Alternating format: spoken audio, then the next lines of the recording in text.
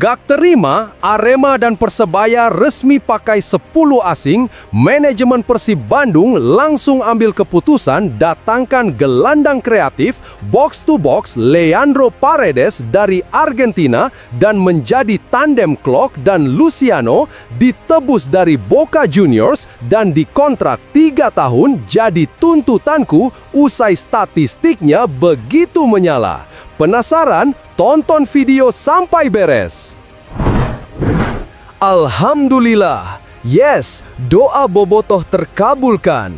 Bojan Hodak langsung ambil langkah tegas demi raih kemenangan perdana Liga 1 musim depan lawan Semen Padang.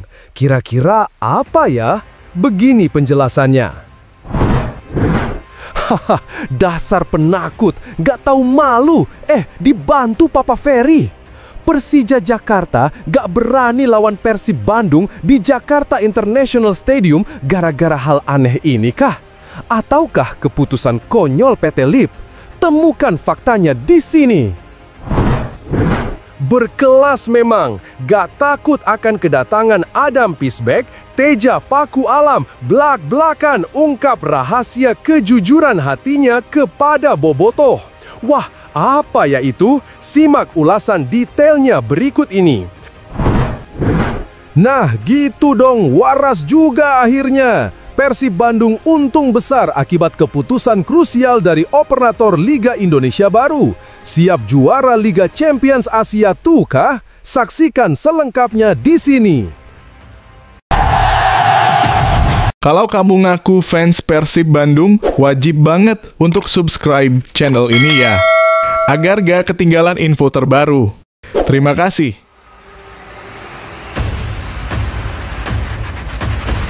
Gak terima, Arema dan Persebaya resmi pakai 10 asing, manajemen Persib Bandung langsung ambil keputusan datangkan gelandang kreatif box to box Leandro Paredes dari Argentina dan menjadi tandem Klok dan Luciano ditebus dari Boca Juniors dan dikontrak 3 tahun jadi tuntutanku usai statistiknya begitu menyala. Penasaran? Tonton video sampai beres.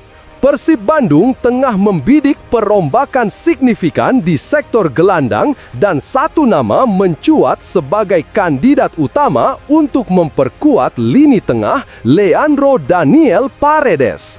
Gelandang Argentina berpengalaman ini dianggap sebagai sosok ideal untuk menjadi tandem Mark Klok dan Luciano Guaicochea serta memberi keseimbangan yang dibutuhkan pelatih Bojan Hodak dalam membentuk tim yang solid, kreatif, dan tangguh. Musim 2024-2025, Paredes menunjukkan performa impresif bersama AS Roma di Serie A. Dari 22 pertandingan dengan total 1.371 menit bermain, ia mencatatkan 3 gol dan 1 assist. Sebagai gelandang bertahan, kontribusi ini tergolong tinggi, menunjukkan bahwa ia tidak hanya piawai bertahan, tetapi juga mampu memberikan dampak dalam fase ofensif. Ia mencatatkan rata-rata 0,4 gol per pertandingan dan menciptakan peluang secara konsisten, termasuk 15 umpan kunci sepanjang musim. Kualitas passing Paredes menjadi keunggulannya. Dengan tingkat akurasi operan mencapai 91,2%, ia termasuk gelandang terbaik dalam hal distribusi bola di Serie A. Rata-rata ia melakukan 74 hingga 75 operan per pertandingan dengan 6,64 diantaranya merupakan umpan progresif, angka yang menempatkannya di persentil 88 untuk kategori tersebut. Ia juga mencatatkan expected assist (XA) sebesar 0,26 per 90 menit, membuktikan perannya sebagai playmaker yang efektif dari lini kedua. Selain kemampuan mengatur tempo dan mendikte permainan dari tengah, Paredes juga menawarkan disiplin dan ketenangan di lapangan. Musim lalu, ia hanya menerima 4 kartu kuning dan tidak pernah diusir keluar lapangan. Ini memperlihatkan kematangan dan kecerdasannya dalam membaca permainan tanpa harus bermain kasar. Leandro Paredes bukan pemain sembarangan. Ia memiliki pengalaman bermain di klub-klub besar seperti PSG, Juventus, Zenit Saint Petersburg, dan AS Roma. Tak hanya itu, ia juga bagian dari skuad Argentina yang menjuarai Piala Dunia 2022. Kehadiran pemain bermental juara seperti Paredes diyakini akan menular kepada pemain lain sekaligus meningkatkan standar permainan Persib secara keseluruhan. Dari sisi taktik, Paredes bisa menjadi kepanjangan tangan pelatih Bojan Hodak di lapangan. Dengan kemampuannya membaca permainan, menjaga kedalaman, dan mengatur aliran bola, Hodak bisa lebih leluasa menerapkan skema permainan berbasis penguasaan bola dan transisi cepat yang selama ini ia usung. Setujukan kalian bobotoh Paredes gabung Persib? Tulis di kolom komentar. Alhamdulillah, yes, doa bobotoh terkabulkan. Bojan Hodak langsung ambil langkah tegas demi raih kemenangan perdana Liga 1 musim depan lawan Semen Padang. Kira-kira apa ya? Begini penjelasannya. Setelah melakoni laga persahabatan internasional melawan Western Sydney Wanderers di Stadion Gelora Bandung Lautan Api pada Sabtu, 2 Agustus 2025 lalu, pelatih Persib, Bojan Hodak, memutuskan untuk memberikan waktu istirahat selama 2 hari kepada seluruh pemainnya. Skuad Maung Bandung dijadwalkan akan kembali berlatih pada Selasa, 5 Agustus 2025. Keputusan ini diambil Hodak karena timnya telah menjalani persiapan yang sangat intens dan melelahkan dalam beberapa pekan terakhir. Menurut pelatih asal Kroasia itu, semua elemen dalam tim butuh jeda sejenak. Tim kami telah menjalani hari-hari persiapan yang cukup berat selama beberapa pekan ini. Jadi, saya harus istirahatkan mereka selama 2 hari, ujar Hodak. Ia menekankan pentingnya momen penyegaran ini agar para pemain bisa kembali ke kondisi terbaiknya menjelang laga penting di Liga Super dan Play-off AF Champions League 2 yang sudah menanti di akhir pekan ini.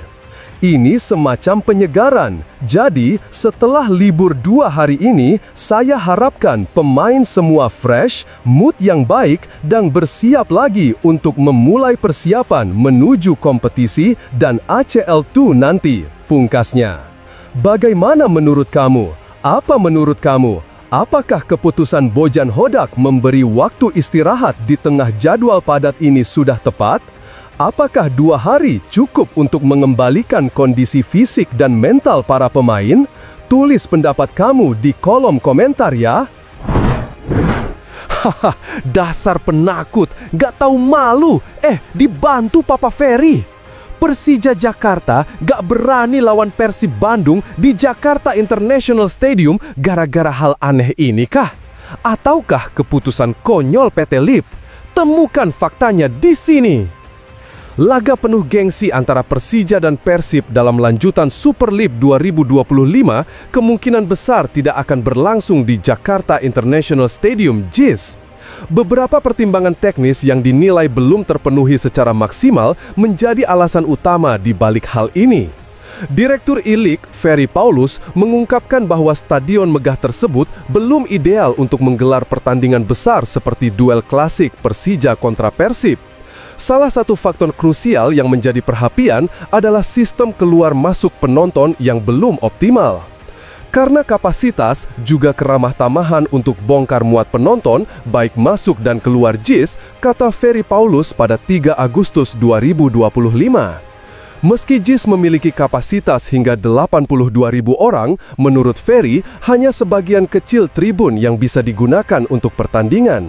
Hal ini tentunya memunculkan risiko besar jika laga sebesar ini tetap digelar di sana. Permasalahan utama terletak pada manajemen arus penonton yang dianggap masih belum maksimal. Mengingat laga Persija versus Persib selalu menyedot animo luar biasa dari supporter kedua tim, kekhawatiran akan potensi kepadatan pun tak bisa diabaikan. Apalagi laga ini dijadwalkan berlangsung pada 10 Mei 2026, namun kepastian venunya masih belum final hingga saat ini. Karena pasti penontonnya akan membludak dan dengan kapasitas dan mengisi kapasitas di JIS tidak memungkinkan untuk di JIS, jelas Ferry.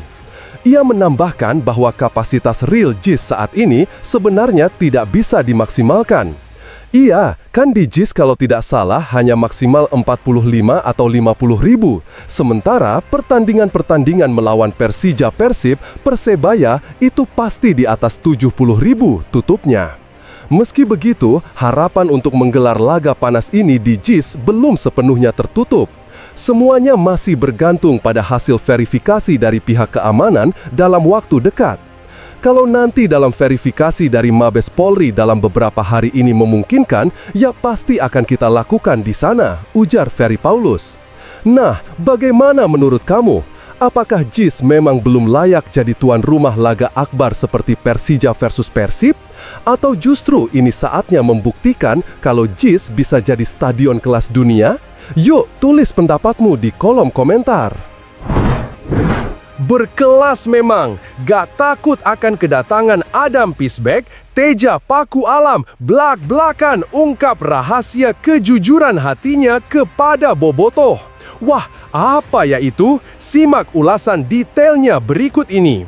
Penjaga gawang Persib, Teja Paku Alam, menunjukkan antusiasme tinggi jelang bergulirnya musim kompetisi 2025/26. Memasuki tahun ke-6-nya bersama Maung Bandung, kiper bernomor punggung 14 itu menyatakan kesiapannya apabila mendapat kepercayaan tampil dari pelatih Persib, Boyan Hodak. Bukan sosok baru di bawah Mistar, Teja pernah meraih gelar kiper terbaik pada musim 2021/22. Kini, ia siap bersaing dengan dua penjaga gawang lainnya di skuad Persib, Adam Pisbeck dan Fitrah Maulana Ridwan. Tidak ada masalah buat saya untuk persaingan ini. Kita harus bersaing secara sehat, menjalani latihan dengan serius dan selalu menampilkan yang terbaik, ungkap Teja. Meski penuh semangat, Teja tetap membumi. Ia tidak ingin terlalu fokus pada ambisi pribadi, melainkan menekankan pentingnya kerjasama dan keberhasilan tim secara keseluruhan. Yang kita lakukan itu semua untuk kebaikan tim. Saya berharap dengan semangat baru ini, kami bisa meraih yang terbaik di musim baru nanti, tegas pria berdarah Minang tersebut. Kalau menurut kamu, siapa yang paling pantas jadi kiper utama Persib musim ini? Teja, Adam, atau Fitrah? Yuk, tulis pendapatmu di kolom komentar dan dukung terus Maung Bandung!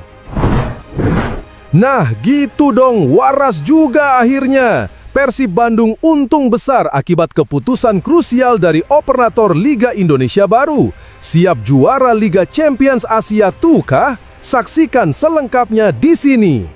Persib Bandung bersiap mengarungi musim yang sibuk namun penuh peluang di 2025-2026. Klub asal Jawa Barat ini dijadwalkan tampil di dua ajang bergengsi sekaligus, Super League dan AFC Champions League 2 (ACL 2), usai memastikan diri sebagai juara Liga musim 2024.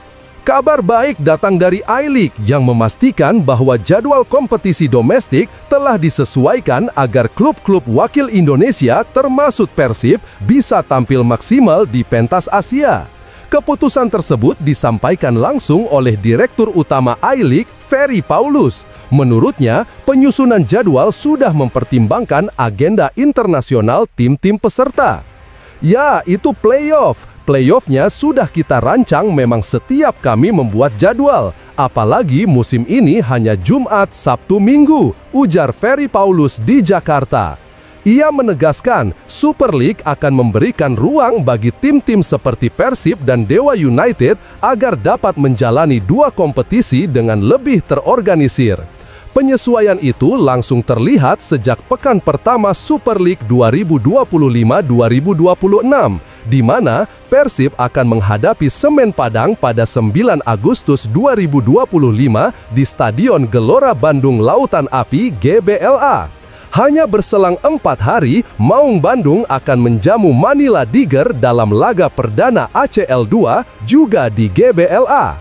Dengan jadwal yang tidak tumpang tindih, pelatih Bojan Hodak punya peluang besar mengatur rotasi pemain secara optimal. Targetnya tentu jelas, melangkah jauh di ACL 2 tanpa mengorbankan performa di Liga Domestik. Sementara itu, Dewa United juga akan menjalani musim yang sama padatnya.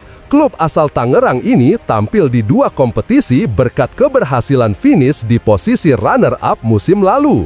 Seperti halnya Persib, Dewa United juga mendapat penyesuaian jadwal dari I-League untuk menjaga performa di dua level. Gimana menurut kamu? Apakah jadwal seperti ini cukup ideal untuk mendukung kiprah Persib dan Dewa United di kancah Asia? Apakah mereka bisa bersinar di dua kompetisi sekaligus? Yuk, tulis pendapatmu di kolom komentar dan beri dukunganmu untuk wakil Indonesia.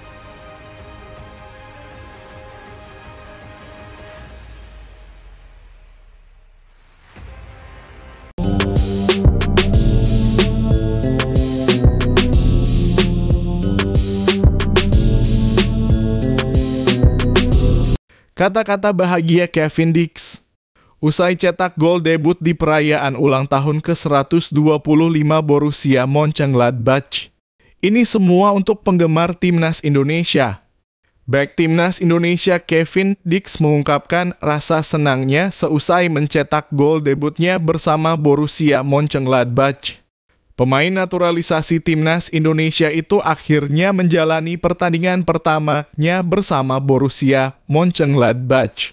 Kevin Dix diketahui pertama kali menjalani debutnya bersama Borussia Mönchengladbach dalam laga uji coba melawan FC Metalist Kharkiv pada 22 Juli 2025 lalu. Dalam laga debut itu, Kevin Dix memang tak bermain sebagai starter. Ia dimasukkan pada babak kedua dan mengiri bek kanan. Ia masuk menggantikan posisi Josh Charlie dan bisa menjalani debut mulus bersama Borussia Mönchengladbach. Walaupun ia belum mendapat kepercayaan sebagai pemain starter dari pelatih Borussia Mönchengladbach Gerardo Soane tersebut, Kevin Dix akhirnya bisa merayakan gol debutnya bersama Borussia Mönchengladbach. Pemain berusia 28 tahun tersebut sukses mencetak gol kala klub asal Jerman tersebut tengah menjalani pertandingan persahabatan melawan Valencia CF dalam perayaan ulang tahun ke-125 tahun. Borussia Mönchengladbach diketahui merayakan ulang tahunnya yang ke-125 pada awal Agustus 2025. Tim yang telah berdiri secara resmi pada 1 Agustus 1900 tersebut menjalani pertandingan persahabatan melawan Valencia CF untuk pramusim. Klub yang diperkuat oleh Kevin Dix tersebut berhasil meraih kemenangan 2-0 dalam laga yang bergulir di Stadion Borussia Park Minggu (3 Agustus 2025) dini hari waktu Indonesia Barat. Dalam kemenangan ini, pemain andalan Timnas Indonesia ini sukses mencetak gol. Kevin Dix yang meski baru bergabung dengan Borussia Mönchengladbach itu berhasil mencetak gol. Kevin Dix yang masuk pada babak kedua menggantikan Josh Charlie tersebut berhasil mencetak gol pada menit ke-51 melalui eksekusi penalti. Dengan gol debut tersebut, pemain keturunan Indonesia Belanda itu pun membagikan momen bahagianya. Kevin Dix mengunggah momen saat ia tampil bersama Borussia Mönchengladbach dalam pertandingan perayaan ulang tahun ke-125 tahun tersebut. Bek Timnas Indonesia itu merasa senang bisa membela klub Bundesliga tersebut. Dalam unggahan tersebut, Kevin Dix mengungkapkan rasa bangganya karena bisa membantu tim. Ia juga mengaku senang bisa membela klub besar Bundesliga tersebut. 125 tahun Borussia. Luar biasa bertemu kalian semua untuk pertama kalinya, kata Kevin Dix. Tentu saja dengan gol ini bisa menjadi kabar baik buat Kevin Dix yang baru bergabung dengan Borussia Mönchengladbach. Pasalnya, ini bisa menjadi awal yang bagus buat Kevin untuk bisa mendapatkan menit bermain bersama tim nantinya. Untuk itu, ini bisa menjadi awal yang baru dan bagus buat Kevin Dix bersama Borussia Mönchengladbach. Untuk itu, pemain yang telah memiliki 5 caps bersama timnas Indonesia tersebut merasa senang bisa menjalani debut dan mencetak gol buat tim barunya. Ini semua saya persembahkan untuk penggemar timnas Indonesia. Salam Garuda, ujarnya bersemangat. Wah, super kejutan. Madam Pang tiba-tiba angkat suara, sayang sekali jika Shin Tae-yong melatih Ulsan HD. Indonesia lebih pantas dan cocok untuknya. Dunia sepak bola Asia Tenggara kembali dikejutkan oleh pernyataan tak terduga dari sosok penting sepak bola Thailand, Nuaphan Lamsam, atau yang akrab disapa Madam Pang. Dalam wawancara eksklusif dengan salah satu harian lokal terkemuka di Thailand, Madam Pang secara terbuka mengomentari rumor yang menyebut bahwa Shin Tae-yong akan segera menukangi klub raksasa Korea Selatan, Ulsan HD. Madam Pang menyatakan bahwa keputusan Shin Tae-yong untuk kembali ke Korea dan melatih klub seperti Ulsan HD memang terhormat, namun menurutnya akan menjadi langkah yang disayangkan. Pasalnya, Shin Tae-yong dinilai sudah membuktikan kapasitas luar biasa sebagai pelatih tim nasional, terutama di Indonesia. Kalau benar Shin Tae-yong akan melatih Ulsan HD, saya pribadi merasa itu sebuah kerugian bukan hanya bagi Indonesia, tapi juga bagi kawasan Asia Tenggara. Dia bukan sekadar pelatih biasa. Kualitas dan pengaruhnya jauh lebih besar. Dia adalah pelatih level tim nasional, ujar Madam Pang dalam wawancara tersebut. Komentar ini sontak memicu diskusi luas di kalangan pecinta sepak bola tanah air. Banyak yang setuju bahwa Shin Tae-yong telah mengubah wajah sepak bola Indonesia sejak kedatangannya pada akhir 2019.